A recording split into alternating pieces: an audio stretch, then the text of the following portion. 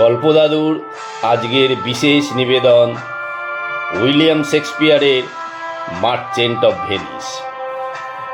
বিদ্যালয় স্তরে পাঠ্যপুস্তকে এই নাটকীয় উপাদান ছাত্রছাত্রীদের যদি কাজে লাগে তাহলে আমাদের এই শ্রম সার্থক হবে। পাঠ ও অভিনয়ে অংশগ্রহণ করেছেন অশোক, অভিজিৎ ও মৌসুমী। শুরু হচ্ছে উইলিয়াম শেক্সপিয়ারের মার্চেন্ট অফ ভেনিসের প্রথম পর্ব।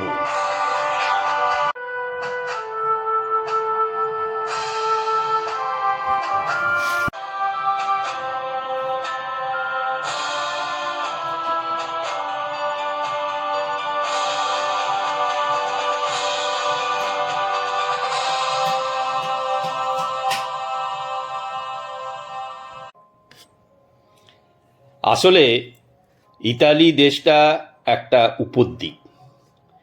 উত্তর ছাড়া অন্য তিন দিক দিয়েই একে বেষ্টন করে আছে ভূমধ্য সাগরের জলরাশি। আদ্রিয়াতিক উপসাগর হিসেবেই পরিচিত সমুদ্রের পূর্ব অংশটি। আদ্রিয়াতিক সাগরের ভেতরে অবস্থিত ভেনিস নগরী। এভাবেই কথাটা ঘুরিয়ে বলা চলে, আদ্রিয়াতিক শুধু যে ভেনিসের নাড়িতে আর রন্ধে রন্ধে প্রবেশ করেছে তাই নয়, সমুদ্র আর নগর যেন একাকার হয়ে মিশে গেছে। এই প্রাকৃতিক বৈশিষ্ট্যকে সুন্দর একটা অনুষ্ঠানের মাধ্যমে স্বীকৃতি দেবার প্রথা প্রচলিত ছিল ভেনিস নগরে। প্রতি বছর একটা বিশেষ দিনে বিবাহ বন্ধনের প্রতীক হিসাবে একটা মহামূল্য রত্নাঙ্গুরীও জলে নিক্ষেপ করতেন ভেনিসের শাসনকর্তা ডোগবা ডিউক।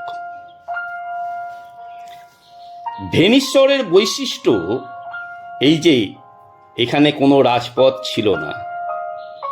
ছোট বড় অসংখ্য খাল ব্যবহৃত হতো লোক চলাচলের জন্য। সমুদ্রের জল সেই সব খাল দিয়ে অবাধে প্রবেশ করত গৃহস্থের অন্দরে। দুবার জোয়ারের সময় দোকানের সিঁড়িগুলি পর্যন্ত দৈনিক ধুয়ে দিত সমুদ্রের জল। অন্যান্য শহরের রাস্তায় যেমন অগুন্তি গাড়ি ঘোড়া চলে, ভেনিসের জলপথে তেমনি দেখা যেত অসংখ্য গন্ডোলা নৌকা। সেগুলি কোনটা থাকতো যাত্রী বোঝাই, আবার কোনটাও মালে ভর্তি। ভেনিসের এই বৈশিষ্ট্য এখনো বর্তমান, যদিও কাল ধর্মের প্রভাবে সে বাণিজ্যিক সমৃদ্ধি আজ প্রায় অবলুপ্ত বললেই চলে। মধ্যযুগে ব্যবসায়িক সমৃদ্ধির কোনো সীমারেখা ছিল না। বণিকেরা সবাই ছিলেন ধনকুবে। তাদের জাহাজ পৃথিবীর সব দেশে যাতায়াত করত। ব্যাসিনীয় ছিলেন সম্পূর্ণ ভিন্ন চরিত্রের মানুষ। তার জীবনের একমাত্র উদ্দেশ্য ছিল বিলাসিতা জীবনযাপন করা। ঘুমের সব সময়টুকু বাদ দিয়ে নাচ গান, শিকার, জুয়ো খেলা এরূপ একটা আনন্দে মেতে থাকতেন তিনি। পূর্বপুরুষের কষ্টার্জিত অর্থ এভাবেই বন্ধু বান্ধবদের সাথে উড়িয়ে দিতেন তিনি। অ্যান্টোনিওর পক্ষে সম্ভব হতো না এসব উৎসবে যোগ দেবার, কারণ বিলাসী হলেও তিনি ছিলেন কাজের লোক। কাজকর্ম নষ্ট করে এসব উৎসবে যোগ দেবার কোনো সার্থকতা খুঁজে পেতেন না তিনি। আয় থেকে অনেক বেশি ছিল ব্যসনীয় ব্যয়। কাজেই তার ধনভাণ্ডার যে একদিন শেষ হবে সে তো জানা কথা। দেখতে দেখতে একদিন খালি হয়ে গেল তার ধনভাণ্ডার। কিন্তু তাতেও তার চৈতন্য হলো না। ধার করেও নিজের ঠাট বজায় রাখতে লাগলেন ব্যসনীয়। একে একে সবই বিক্রির পর্যায়ে চলে এলো। মফস্বলের জমিদারি, শহরের অতিরিক্ত ঘরবাড়ি, অপ্রয়োজনীয় জাহাজ, ব্যবহৃত আসবাবপত্র সবই মহাজনের কাছে ধার নিতে হলো তাকে। আর সব শেষে অ্যান্টোনিওরও কাছে ধার করে এই রাজসিক ব্যয়ভার বেশি দিন টেনে নিয়ে যাওয়া সম্ভব নয়। তাই মাঝে মাঝে অর্থকষ্ট দেখা দিতে লাগলো ব্যসনীয়রও। এর একটা উপায় খুঁজে বের করতেই হবে তাকে। হয় তাকে অর্থের ব্যবস্থা করতে হবে, নইলে বাবুগিরি ত্যাগ করতে হবে। খুবই সংকটের মাঝে পড়ে গেল ব্যসনীয়। আর কতই বা ধার নেওয়া যায় অ্যান্টোনিওর কাছ থেকে? বন্ধুর কাছে হাত পাততে খুবই লজ্জা হয় ব্যসনীয়। কি করে নিজের ভাগ্য ফেরানো যায় সেই কথাই সব সময় চিন্তা করেন ব্যসনীয়। বন্ধুরা তো সবাই সুখের পায়রা, তাদের কাছে সাহায্য চেয়েও কোনো লাভ নেই। প্রকৃত হিতৈষী বলে যদি কেউ থাকে তবে তা অ্যান্টোনিও। তিনি সর্বদাই বলেন, তুমি এর একটা উপায় বের করো বন্ধু, আর সে কাজে সাফল্য অর্জন করতে গেলে যা যা সাহায্য সহযোগিতার দরকার আমার কাছ থেকে তুমি তা পাবে। কিন্তু বেচারা ব্যসনীয়র মাথায় কোনো মতলবই আসছে না। শেষে একদিন ভগবান মুখ তুলে চাইলেন তার দিকে। বেলমন্ড গ্রামে মারা গেলেন এক ভদ্রলোক। তিনি ছিলেন সে গ্রামের জমিদার, সেই সাথে কোটিপতি। এই ভদ্রলোকটির বাড়িতে একসময় 2-4 দিনের জন্য আতিথ্য গ্রহণ করেছিলেন ব্যসনীয়। এই মৃত জমিদারের আপনজন বলতে ছিলেন তার একমাত্র মেয়ে পর্সিয়া। পিতার অগাধ সম্পত্তির উত্তরাধিকারী ছিলেন তিনি। তখনও পর্যন্ত বিয়ে হয়নি তার। যার গলায় তিনি বড়মাল্য দেবেন সে হবে পৃথিবীর অন্যতম শ্রেষ্ঠ ধনী। শুধু ধনসম্পদে নয়, রূপ গুণেও তিনি ছিলেন সেরা। প্রভাতের মতো নির্মল আর পবিত্র ছিল তার সৌন্দর্য। মন থেকে তাকে এখনো পর্যন্ত মুছে ফেলতে পারেননি ব্যসনীয়। তার মনে হয় সে সময় পর্সিয়ার সামান্য কৃপাদৃষ্টি পড়েছিল তার ওপর। সম্প্রতি পিতৃবিয়োগ হয়েছে পর্সিয়া। পিতার অগাধ সম্পত্তির একমাত্র অধিকারিণী তিনি। আর ব্যসনীয়কেও আজ কপোদ্দর্ক শূন্য বললেও কম বলা হয়। দেনার দায়ে মাথার চুল বিকিয়ে গেছে তার।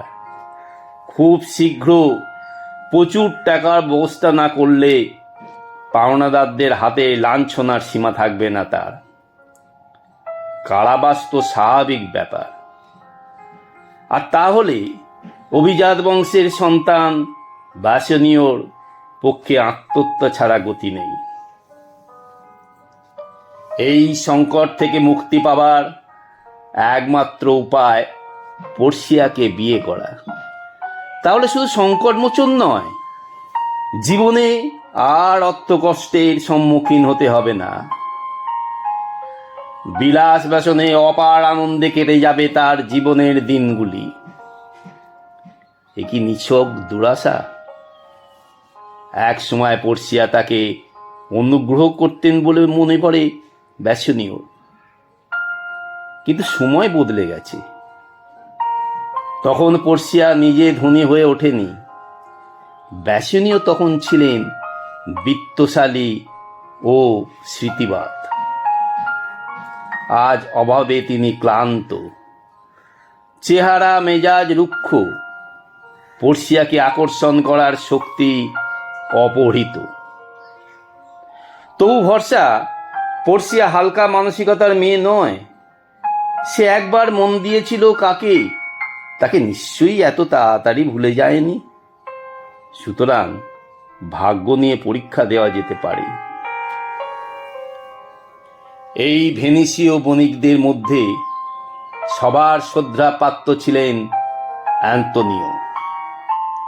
একদিকে তিনি ছিলেন প্রচুর ধনসম্পদের অধিকারী, অন্যদিকে সেই ঐশ্বর্যের সদ্ব্যবহারে মুক্ত হস্ত ছিলেন তিনি।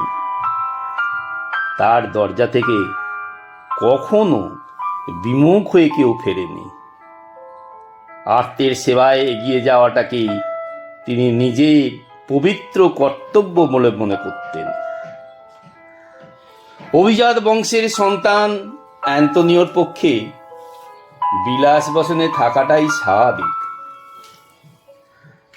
অনেক সময় তার ইচ্ছে না থাকলেও বন্ধু বান্ধবের চিত্ত বিনোদনের জন্য বড় বড় ভোজের আয়োজন করতে হতো। দেহ সৌষ্ঠব বজায় রাখার জন্য মহার্ঘ বেশভূষায় সজ্জিত হতেন তিনি। অভাবগ্রস্ত অভিজাত যুবকদের সাহায্য করতে তিনি সবসময় প্রস্তুত থাকতেন। অনেকেই তার কাছ থেকে ধার নিয়ে আর পরিশোধ করত না। কেউ ঋণ পরিশোধ করতে এলেও তার কাছ থেকে কোনো সুদ নিতেন না তিনি। অ্যান্তনিওকেও সর্বদাই ঘিরেই থাকতেন স্যালারিও, ব্যাসনীয়, গ্র্যাসিয়ানো, লরেঞ্জ প্রভৃতি অভিজাত বংশীয় যুবকেরা। অ্যান্তনিও মন ছিল যেমনি উদার, তেমনি ছিল তার প্রচুর অর্থ। এই দুই কারণে সবাই ইচ্ছে করত তাকে বন্ধুভাবে পেতে। সবার সাথে সুমধুর ব্যবহার করতেন স্নেহশীল অ্যান্তনিও, যদিও তার কিছুটা পক্ষপাতিত্ব ছিল বন্ধু ব্যাসনীয়র উপর। ব্যাসনীয় ছিলেন অ্যান্তনিওর মতো এক অভিজাত বংশের সন্তান। ধন সম্পদ তারও কিছু কম ছিল না, কিন্তু একটা বিষয় তার সুস্পষ্ট পার্থক্য ছিল অ্যান্তনিওর সাথে। টাকা পয়সা যতই ব্যয় করুন না কেন, ব্যবসাকে কখনো অবহেলার চোখে দেখতেন না অ্যান্তনিও। সর্বদা সাত সমুদ্র আলোড়িত করে ফিরত তার বাণিজ্য তরী। ব্যবসা পরিচালনা করার জন্য প্রচুর পরিশ্রম করতেন তিনি। কিন্তু ভাগ্য পরীক্ষা কি করে। কোটিপতি পর্ষিয়ার পানি প্রার্থনা করতে গেলে কমসে কম লাখপতি মতো জাঁকজমকের প্রয়োজন। একটা প্রবাদ আছে যে রাজা কোয়ান্টুরা এক ভিখারিনী মেয়েকে বিয়ে করেছিলেন, কিন্তু ইতিহাস, শাস্ত্র বা রূপকথায় এমন কোনো উদাহরণ নেই যে একজন রানী সিংহাসন থেকে নেমে এসে একজন ভিক্ষুকের পায়ে আত্মসমর্পণ করেছেন। মনে মনে একটা হিসেব করতে বসলেন ব্যাসনীয়। পর্ষিয়ার পানিপট্টি হয়ে বেলমেন্টে যেতে হলে দামি সাজ পোশাকের প্রয়োজন, সেই সাথে 10-12 জন জমকালো পোশাক পরা ভৃত্য, কিছু যানবাহন এবং প্রয়োজনীয় অর্থ থাকা চাই, যা দিয়ে পাথেয় ও পারিতোষিক দেওয়া সম্ভব হবে। সুষ্ঠুভাবে এসব করতে গেলে অন্তত পক্ষে 3000 ডুকাট স্বর্ণ মুদ্রার প্রয়োজন। হিসেব করার পর কয়েকদিন বিষণ্ণ মনে চুপচাপ রইলেন ব্যাসনীয়। ভাবতে লাগলেন কোথায় পাওয়া যাবে এই 3000 ডুকাট স্বর্ণ মুদ্রা। 1 পয়সা যার সম্বল নেই, সে এত টাকার অলিক স্বপ্ন দেখে কি করে? তাছাড়া কেই বা তাকে ধার দেবে এত টাকা? কিন্তু আশা মোহিনী। সে বারবার ব্যাসনীয়র মনকে উত্তেজিত করে বলতে থাকে, একবার দেখি না অ্যান্তনিওর কাছে এই প্রস্তাবটা রেখে। সে ভালো লোক, তোমায় সত্যি ভালোবাসে। অ্যান্তনিওর কাছ থেকে তুমি টাকাটা হয়তো পেলেও পেতে পারো। তাছাড়া তুমি তো আর সে টাকাটা মেরে দিচ্ছ না। পর্ষিয়ার সাথে বিয়ে হলেই তুমি অ্যান্তনিওর ধার আর সেই সাথে আগের সমস্ত ধার শোধ করে দিতে পারবে। শেষমেশ বন্ধু অ্যান্তনিওর কাছে যেতে বাধ্য হলেন ব্যাসিনীয়। তিনি অ্যান্তনিওকে বললেন, বন্ধু, তোমার কাছে ঋণের শেষ নেই আমার। অর্থ আর কৃতজ্ঞতার ঋণ উভয় সমান। কোনোদিনও যে এসব শোধ করতে পারবো সে আশা আমার নেই। এদিকে আমার যে কত শোচনীয় অবস্থা সে খবর জানা নেই তোমার। অবিলম্বে আমি যদি প্রচুর অর্থ জোগাড় করতে না পারি তাহলে সবার সামনে অপমানিত হতে হবে আমাকে। এমনকি পাওনাদারদের নালিশের ফলে আমার কারারুদ্ধ হওয়াও আশ্চর্য নয়। এখনই এর একটা বিহিত না করলে নয়। আর তুমি ছাড়া আর কারোর পক্ষে এই ব্যবস্থা করা সম্ভব নয়। বন্ধুর এই করুণ অবস্থা দেখে খুবই কাতর হয়ে পড়লেন আন্তনিও। ভাবলেন কিভাবে এ বিপদে নিরসন হতে পারে। ব্যাকুল হয়ে জানতে চাইলেন ব্যাসনীয়র মাথায় কোনো উপায় এসেছে কিনা। পর্ষিয়া ঘটিত ব্যাপারটা তখন অ্যান্তনিকেও খুলে বললেন ব্যাসনীয়। পর্ষিয়া যে একসময় ব্যাসনীয়র প্রতি অনুরক্তির আভাস দিয়েছিলেন সে কথাও বন্ধুকে জানাতে ভুললেন না ব্যাসনীয়।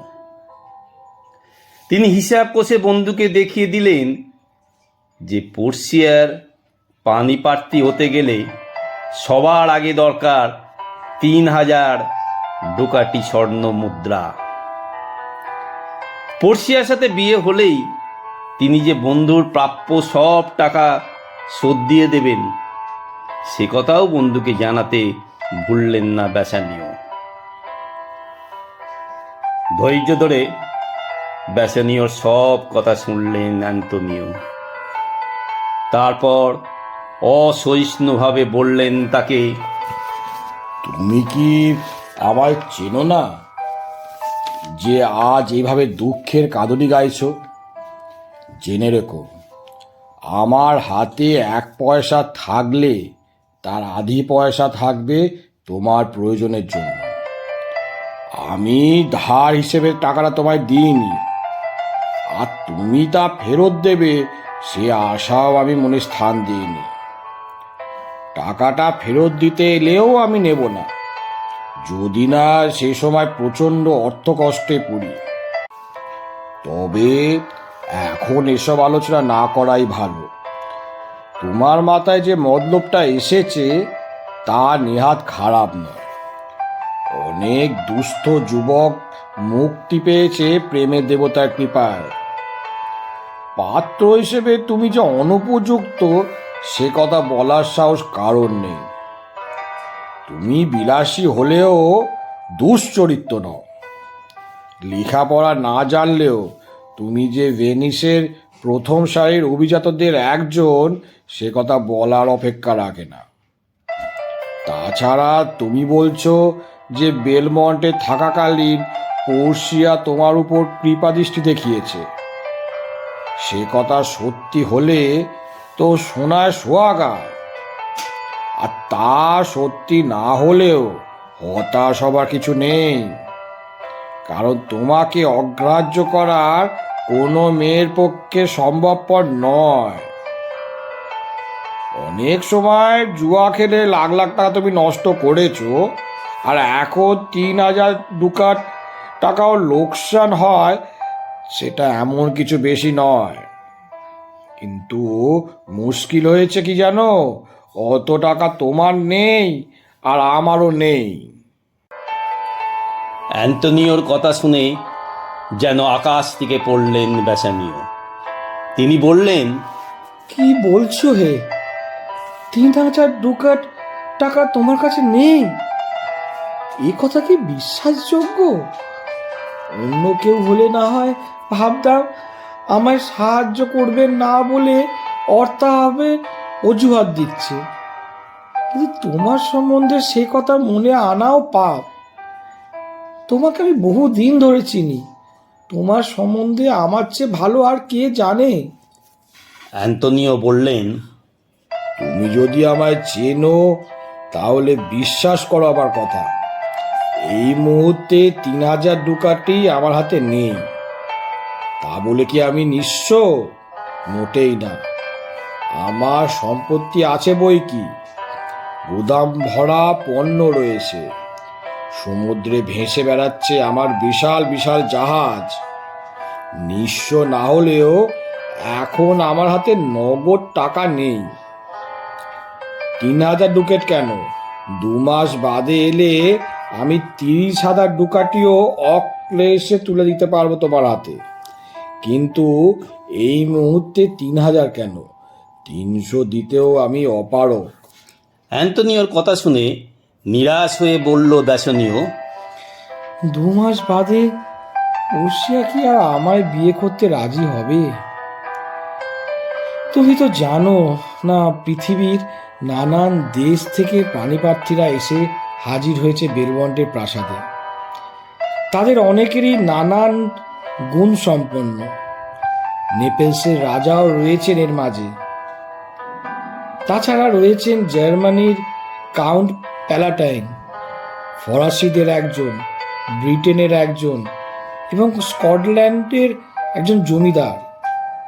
এমনকি মিশরের একজন প্রতিনিধিও এসেছেন খান কতক মমি উপহার নিয়ে। এত সব প্রার্থীদের বাতিল করে পর্ষিয়া 2 মাস অবিবাহিত থাকবেন, এ আশা আমি করি না। এত সব নামী প্রার্থীর কথা শুনে সত্যিই ভয় পেয়ে গেল অ্যান্টনিও। সত্যিই তো যে কোনো সময় ঠিক হয়ে যেতে পারে পর্ষিয়ার বিয়ে। তাহলে তো ছাই পড়বে বেসানীয়র সব আশায়। শেষমেশ তাকে বলতেই হলো, বন্ধু, তাহলে তুমি এক কাজ করো, খোঁজ নিয়ে দেখো কোথায় ধার পাওয়া যায় 3,000 ডুকাট। অবশ্য শুধু হাতে কেউ তোমায় এত টাকা ধার দেবে না। তুমি সবাইকে বলবে এই ধারের জন্য জামিন থাকবেন আন্তোনিও। আশা করি তাহলে ধার পেতে অসুবিধে হবে না তোমার। 2 মাসের মধ্যে আমার জাহাজগুলি ফিরে আসবে সে আশা আমি রাখি। তাহলেই সে ধার শোধ করে দেবো। আমার পক্ষে কষ্টকর হবে না। বেসানীয় বললেন, আর এর মধ্যে যদি পড়শিরা কৃপা পেয়ে যায় তাহলে জাহাজ আসা পর্যন্ত তোমার অপেক্ষা করতে হবে না। অ্যান্টনিও হা হা করে হেসে উঠলেন। সে তো বটেই। আশা করি জাহাজ ফিরে আসার জন্য অপেক্ষা করতে হবে না তোমায়। কিন্তু খারাপ দিকটাও ভাবা দরকার। ধরো যদি পর্ষিয়া তোমায় অপছন্দ করে, তাহলে নিরাশ হবার কিছুই নেই। তুমি মহাজনদের কাছে 3 মাসের সময় চাইবে, তাহলেই যথেষ্ট। আর 2 মাসের মধ্যে আমার জাহাজগুলি তো এসেই যাবে। তখন এই ধার শোধ দেওয়া আমার পক্ষে মোটেই কষ্টকর হবে না। তোমার নাম করলে আর কেউ সুদ চাইবে না, কারণ তুমি তো ধার দিয়ে সুদ নাও না, বললেন বেসানীয়। অ্যান্টনিও বললেন, আমি জানি খ্রিস্টান মহাজনরা সুদ নেবে না, কারণ টাকা ধার দিয়ে সুদ নেওয়া বাইবেলে নিষিদ্ধ। তাছাড়া ভেনিসের জনসাধারণ এর কাছে আমার একটা ব্যক্তিগত খাতির আছে। তুমি খোঁজ নিয়ে দেখো খ্রিস্টান মহাজনেরা কাছে ধার পাওয়া যায় কিনা। না পেলেও তাতে ভয় পাবার কিছুই নেই। কোনো ইহুতি যদি ধার দিতে চায় তাহলে আমরা সেটা নেব। আমরা যে কোনো সুদ দিতে রাজি, কারণ আমাদের প্রচুর অর্থের প্রয়োজন।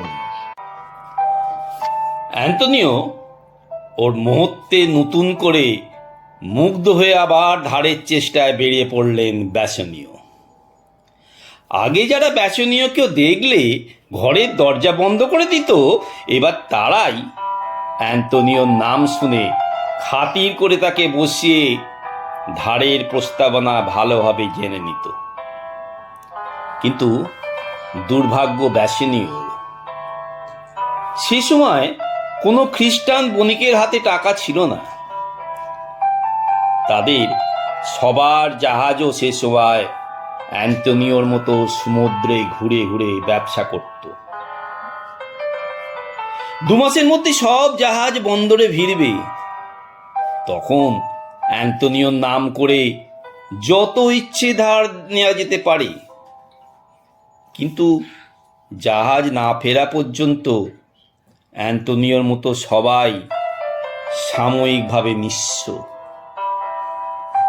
কাজে 3000 ডুকাট বের করা এখন কারো পক্ষে সম্ভবপর নয়। হতাশ হয়ে পড়লেন ব্যাসনীয়। পর্সিয়াকে বিয়ে করা আর বোধহয় তার ভাগ্যে নেই।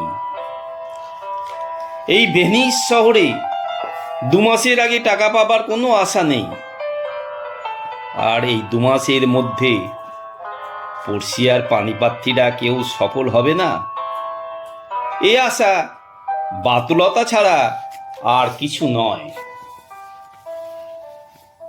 বণিকদের দাঁড়ে দাঁড়ে ধার চেয়ে বিফল হয়ে একদিন অপরাহ্নে যখন বাড়ি ফিরে আসছেন ব্যাসনীয়, এমন সময় খালদার থেকে কে যেন ডেকে উঠল তাকে।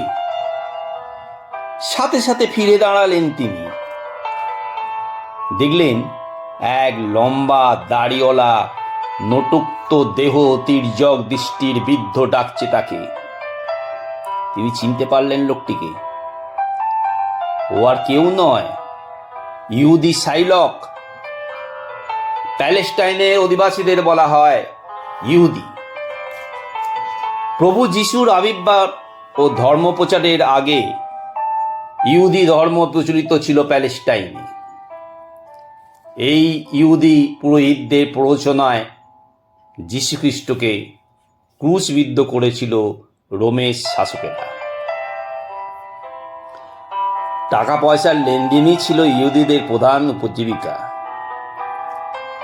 ইউরোপের সমস্ত দেশেই ছড়িয়েছিল তারা। সমাজ ও রাষ্ট্রে আর্থিক ব্যবস্থাপনার উপর প্রচুর প্রভাব ছিল তাদের।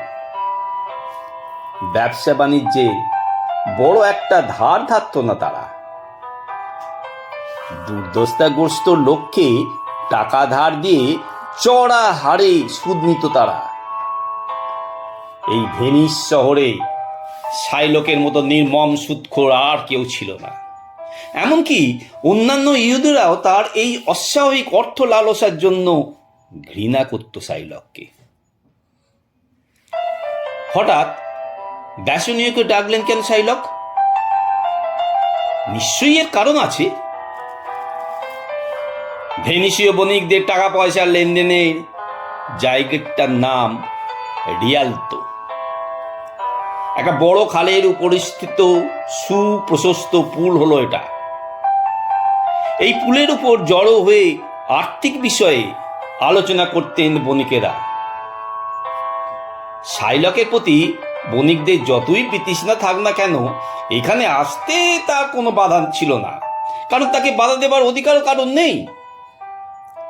এখানকার আলোচনা থেকেই শাইলক জানতে পেরেছেন 3000 ডুকাটি ধারের জন্য হন্যে হয়ে ঘুরে বেড়াচ্ছেন ব্যাসনীয়।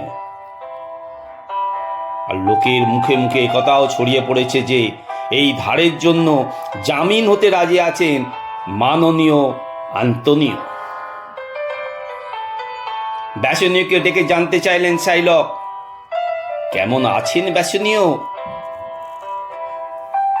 শাইলকের প্রতি প্রচন্ড ঘৃণা ছিল ব্যাসনীয়র, এবং তাকে তিরস্কার করতেও ছাড়তেন না। কিন্তু এ সময় শাইলককে এখানে দেখে ক্ষীণ আশার আলো দেখা দিল তার অন্তরে। হোক না ইহুদি, শাইলকও তো টাকা ধার দিয়ে থাকে, আর আন্তনিও তো বলেই দিয়েছেন খ্রিস্টানদের কাছে না পেলে ইহুদির কাছে টাকা ধার করলেও তার কোনো আপত্তি নেই। শাইলক যখন এখানে উপস্থিত আছে তখন তার কাছে প্রস্তাবটা করে দেখতে ক্ষতি কি? সরল হৃদয় ব্যাসনীয় কিন্তু জানতেন না তার প্রয়োজনের কথা আগে থেকেই জেনে গেছেন শাইলক।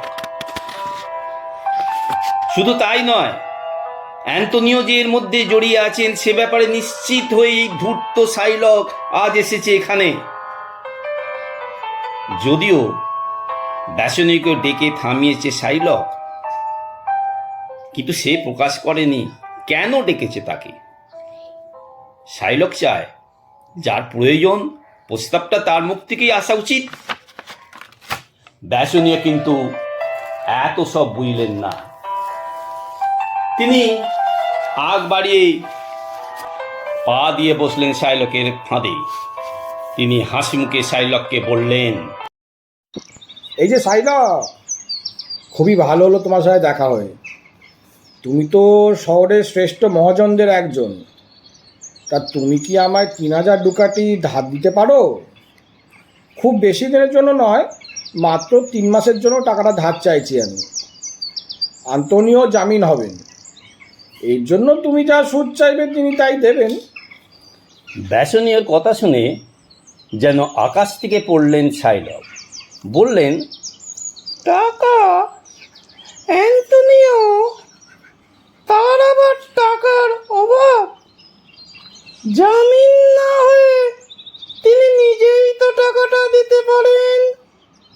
ইচ্ছে করলে তিনি আমার মতো 2-5টা সুদখোর ইহুদিকে অনায়াসেই কিনে নিতে পারেন।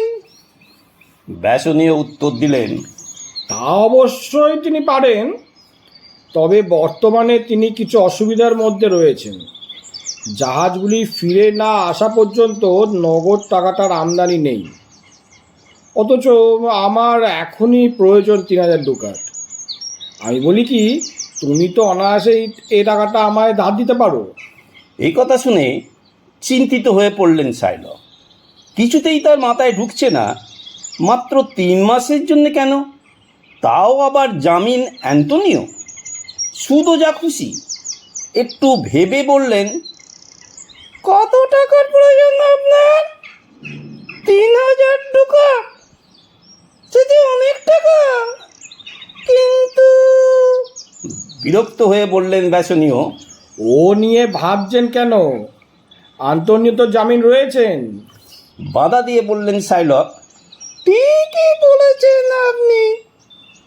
লোক হিসেবে অ্যান্তনিও মোটেই খারাপ নন। ব্যাসনীয় খুব রেগে গেলেন শাইলকের কথার বলার ধরনে। শাইলক তাকে টাকা ধার দিক বা না দিক, ওর মতো ভিন্ন লোকের কাছ থেকে আন্তনিও সম্পর্কে বিদ্রুপ বা সমালোচনা কোনোটাই শুনতে রাজি নন তিনি। তাই তিনি বলে উঠলেন, আন্তনিও যে ভালো লোক সে কথা কি ভেনিসের মানুষ জানে না? এতে কি আপনার কোনো সন্দেহ আছে? সাথে সাথেই জিভ কেটে বললেন শাইলক, আরে না মশাই, অ্যান্তনিও সম্পর্কে আমার কোনো সন্দেহ নেই। কিন্তু উনি ভালো লোক, এ কথার অর্থটা আপনার ঠিক বোধগম্য হয়নি। ভালো লোক আমরা তাকেই বলি যার আর্থিক অবস্থা ভালো। আর যতদূর জানি অ্যান্তনিওর আর্থিক অবস্থা এমন কিছু খারাপ নয় যাতে তাকে 3,000 ডুকাট ধার দেওয়া চলে না। শাইলকের কথা শুনে বারুদের মতো জ্বলে উঠলেন ব্যাসনীয়। মাত্র 3,000 ডুকাটি? আপনি কি জানেন তার একখানা জাহাজে মাল থাকে 30,000 ডুকেট? ব্যাসনীয়ের কথা শুনে গম্ভীর হয়ে বলল শাইলক, তা হতে পারে, তবে জাহাজ তো কাঠ ছাড়া আর কিছু দিয়ে তৈরি হয় না। আপনি নিশ্চয়ই শুনেছেন কাঠের জাহাজ মাঝে মাঝে সমুদ্রে ডুবে যায়। তাছাড়া চড়াই বেঁধে জাহাজ অচল হয়ে যেতে পারে। চড়া পাহাড়ে ধাক্কা লেগে তলা ফেঁসে যেতে পারে। জলে ডুবে যেতে পারে। আগুনে পুড়ে যেতে পারে। এরূপ যে কোনো ঘটনা ঘটে যেতে পারে। তার উপর আবার রয়েছে বম্বেটেদের উৎপাত। না বাবা, আর যার সাহস থাক, সাইলক রাজি নয় নগদ টাকায় মাল কিনে জাহাজ পাঠাতে। হ্যাঁ, কি যেন বলছিলেন না আপনি? 1000 ডুকাট ধার চান? ব্যস্ত হয়ে বললেন ব্যাসনীয়। 1000 নয়, 3000, আর তাও মাত্র 3 মাসের জন্য। সাইলক বললেন, মাত্র 3 মাস?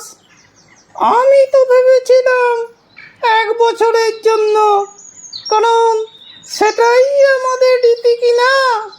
যা হোক, আমি না হয় 3 মাসের কথাই মেনে নেব।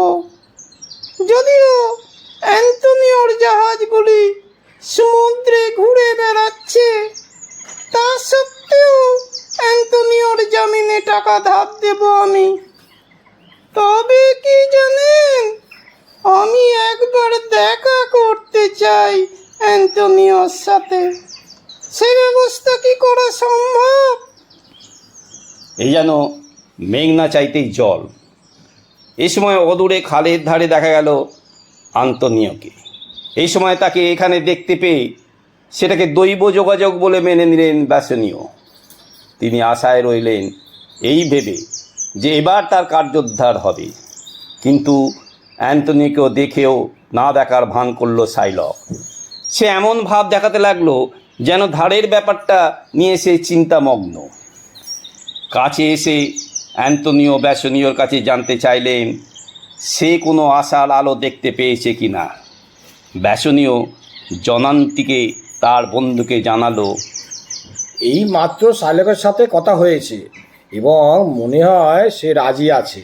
তখন সাইলকে উদ্দেশ্য করে বললেন অ্যান্টনিও, ওহে সাইলক, তুমি আমাদের এই উপকারটা করবে কি? সুপ্তথিতের মতো অ্যান্টনিওর দিকে তাকিয়ে বললেন সাইলক, 1 বছরের জন্য 1000 ডুকাট, তাই না? বাধা দিয়ে বললেন ব্যাসনীয়, না হে, 3 মাসের জন্য 3000 ডুক্যাট, আর তার জন্য জামিন হবেন আন্তনিও। এ কথা তো বারবার বলছি তোমায়। একটু আগেই তো তুমি বলছিলে যে আন্তনিওর সাথে দেখা হলে ভালো হয়। এই তো তিনি এসে গেছেন, এবার তোমার যা জিজ্ঞেস করার তা করে নাও।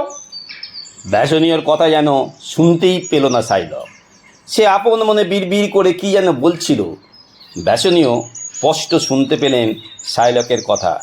সে বলছিল, আমি কুত্তা, কুত্তার কি টাকা থাকে? সে কি কাহুকে 3000 ডুকাট ধার দিতে পারে? 3 মাস কেন, 1 মাসের জন্যও সে তো পারে না। অথচ এই কুত্তার কাছেই এসেছেন অভিজাত বংশীয় মাননীয় খ্রিস্টান ভদ্রলোকেরা। ব্যাসনীয় রেগে গিয়ে বললেন, কি বলছো তুমি? সাইলক উত্তর দিলেন, বলছি, আমি তো একটা কুত্তা। মহামান্য আন্তনিও 1000 বার আমায় কুত্তা বলে গালাগাল দিয়েছেন। প্রকাশ্যে 1000 লোকের সামনে তিনি এ কাজ করেছেন। অথচ আমার কি অপরাধ তা আমি জানি না। তিনি বলেছেন টাকা ধার দিয়ে সুদ নেওয়া কুত্তার কাজ। আমার অভিমত, অকারণে আমি কেন টাকা ধার দেবো? লোকের উপকারের জন্য। বেশ তো, আমি যখন লোকের উপকার করতে যাব, তখন লোকেরও উচিত প্রতিদানে আমার উপকার করা। বিনামূল্যে কারোর কাছ থেকে নেওয়া কি উচিত? উপকার চাইলে তার দাম দিতে হবে। সেই দামটাই তো সুদ। দাম না দিয়ে রুটি, মাংস কিছুই কেনা যায় না। অথচ যারা রুটি বেচে, মাংস বেচে টাকা নেয়। কই, মহামান্য অ্যান্টনিও তো কখনোই তাদের কুত্তা বলেন না। শাইলকের কথা শুনে রীতিমতো রেগে গেলেন অ্যান্তনিও। তিনি বললেন, এ কথা ঠিক যে আমি তোমায় কুত্তা বলেছি, তবে রুটি বেচে পয়সা নেওয়া আর ধার দিয়ে সুদ নেওয়া এক কথা নয়। আর তোমার সুদের চাপটাও খুব কম নয়। আমি নিজের চোখে দেখেছি ওই চাপে পড়ে কত লোক পথের ফকির হয়ে গেছে। আমি নিজে সুদ নিই না, সেজন্য প্রচণ্ড ঘৃণা করি সুদখোর লোককে। তাদের মধ্যে আমি সবচেয়ে বেশি ঘৃণা করি তোমাকে। আমি তোমায় কুত্তা বলেছি আর চিরকাল বলবো সে কথা। তোমার কাছে ধার চাইছি বলে তুমি মনে করো না যে অন্যভাবে আমি তোমায় সম্বোধন করব। কুটিল হেসে শাইলক বলল, তবু তুমি আমার কাছ থেকে ধার পাবার আশা করো। কেন করব না? বললেন অ্যান্তনিও। কারণ ওটাই তোমার পেশা। তোমার কাছ থেকে টাকা নিলে তো তোমারই উপকার হয়। কেউ টাকা ধার না দিলে সুদ পাবে কোথায়? আর সুদ না পেলে তুমি দুদিনে শুকিয়ে যাবে, তবে অভাবে নয়, মনস্তাপে। টাকা ধার নিয়ে আমি তার সুদ দেব, তাহলে কেন ধার দেবে না তুমি? আমি সুদ দেব, আবার কুত্তা বলেও তোমায় গালাগাল দেব, তবুও তুমি হাসি মুখে ধার দেবে। এবার বলো, কত সুদ চাও তুমি? আমি তোমায় এত চড়া সুদ দিতে রাজি আছি যা তুমি আজ পর্যন্ত কারোর কাছ থেকে পাওনি। চড়া সুদ আমি এজন্যই দেব যাতে রিয়ালতে উপর দাঁড়িয়ে বলতে পারি, তোমরা সবাই দেখো এই কুত্তা শাইলক আমার কাছ থেকে কিরূপ চড়া সুদ আদায় করেছে। তুমি স্বপ্নেও ভেবো না ধার চাইছি বলে আমি তোমায় বন্ধুভাবে মেনে নিচ্ছি। আর তুমিও আমায় বন্ধু ভেবে ধার দিও না। মনে করো শত্রুকে বিপদে ফেলার আশায় তুমি তাকে ধার দিচ্ছ। এরপর গম্ভীর হয়ে বললেন অ্যান্তনিও, কিন্তু তোমার সিদ্ধান্তটা তো জানা গেল না। স্পষ্ট করে বলো, তুমি আমায় টাকা ধার দেবে কি না? গভীর মনস্তাপের সাথে বলল শাইলক, টাকা দেব না কেন? তোমাদের যখন দরকার তখন নিশ্চয়ই দেব। তবে আমার নিয়ম হচ্ছে ধার দিয়ে সুদ নেওয়া, আর তোমাদের হচ্ছে সুদ না নেওয়া। বেশ, তো তোমাদের নিয়মই আমি মেনে নিচ্ছি। 1 পয়সাও সুদ নেব না আমি।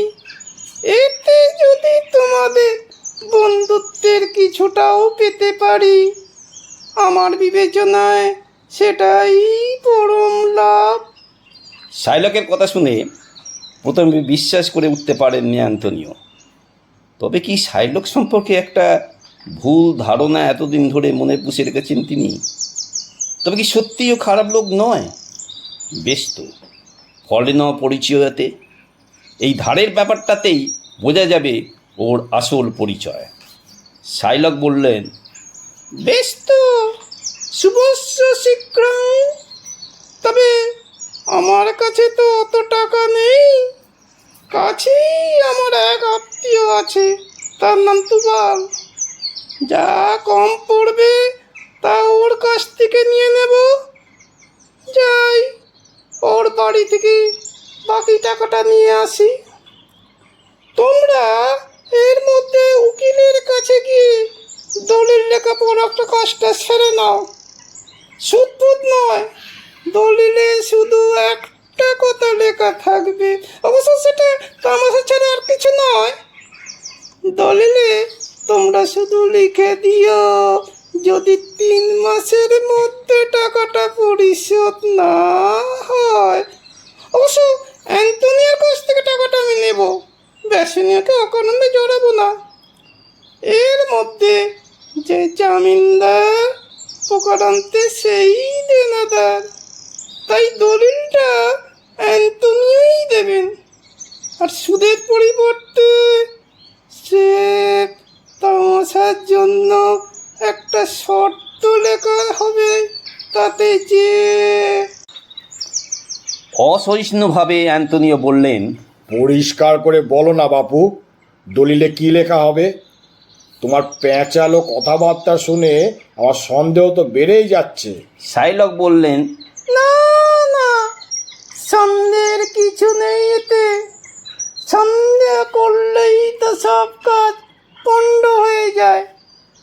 দলিলে যা স্পষ্ট করে লিখতে হবে তা হলো নির্দিষ্ট দিনে ধার শোধ দিতে অপারগ হলে অ্যান্টনিওর শরীরের যে কোনো জায়গা থেকে 1 পাউন্ড মাংস আমি কেটে নিতে পারবো। তোমরা যখন ইহুদিকে পিশাচ বলেই মনে করো, তখন এরূপ একটা পৈশাচিক শর্তই দলিলে লেখা থাক। চমকে উঠলেন বেসনীয়। না, এরূপ শর্ত কিছুতেই দলিলে লেখা যাবে না। আমি কিছুতেই এমন দলিলে সই করতে দেবো না অ্যান্টনিওকে। বেসনীয়ের কথায় ক্ষুণ্ণ হয়ে বলল শাইলক, আরে, আমি কি সত্যিই তোমার বন্ধুর দেহের মাংস কেটে নেব? এটা আমার লাভ। গরু শুয়োরের মাংস হলে না হয় খাওয়া যেত, মানুষের মাংস কুকুরকে দিলেও সে মুখ ফিরিয়ে নেবে। আসলে পরিহাসের চলে তোমাদের মনোভাব পরীক্ষা করছিলাম আমি। দেখছি বিনা সুদে টাকা ধার দিতে রাজি হয়েও তোমাদের মনের অবিশ্বাস দূর করতে পারিনি আমি। যাই হোক, তোমরা যখন আমার বিশ্বাস করো না, তখন কি দরকার আমার সাথে কাজ কারবার করে? কথাটা বলেই নিজের বাড়ির দিকে যাওয়ার উপক্রম করলো শাইলক। অ্যান্টনিও তাকে ডেকে ফেরালেন। তিনি নিজেও কম আশ্চর্য হননি শাইলকের কথা শুনে। তবে ভয় পাওয়ার পাত্র তিনি নন। সুযোগ পেলেই শাইলক যে দেহের মাংস কেটে নিয়ে তার মৃত্যু ঘটাবে, এটা অ্যান্টনিওর বদ্ধমূল ধারণা। তবু তিনি ভয় না পেয়ে বোঝাতে লাগলেন বেসনীয়কে, এতে ভয় পাবার কি আছে? এ কথা ঠিক যে অভিসন্ধি নিয়ে এইরূপ একটা শর্ত আরোপ করতে চাইছে লোকটি, কিন্তু তাতে আমাদের কিচ্ছু এসে যাবে না। 2 মাসের মধ্যেই আমাদের জাহাজগুলি বন্দরে ফিরে আসবে। অবশ্য দলিলে লেখা থাকবে 3 মাস, তাহলে পুরো 1 মাস সময় হাতে থাকবে আমাদের।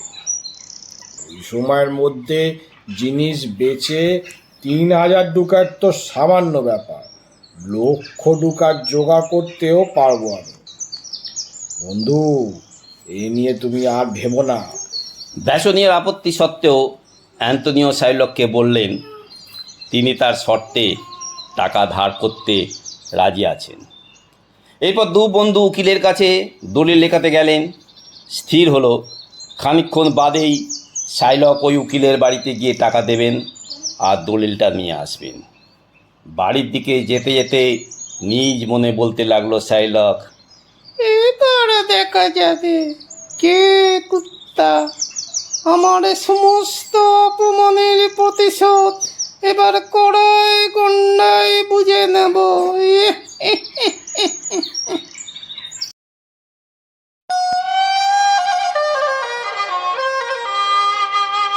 এতক্ষণ উইলিয়াম শেক্সপিয়ারের মার্চেন্ট অফ ভেনিসের প্রথম পর্ব শুনছিলেন। গল্পটি ভালো লাগলে সাবস্ক্রাইব ও লাইক করুন। অবশ্যই শেয়ার ও কমেন্ট করবেন। পরবর্তী 2য় পর্ব উপস্থাপন হবে শীঘ্রই। শুনতে থাকুন।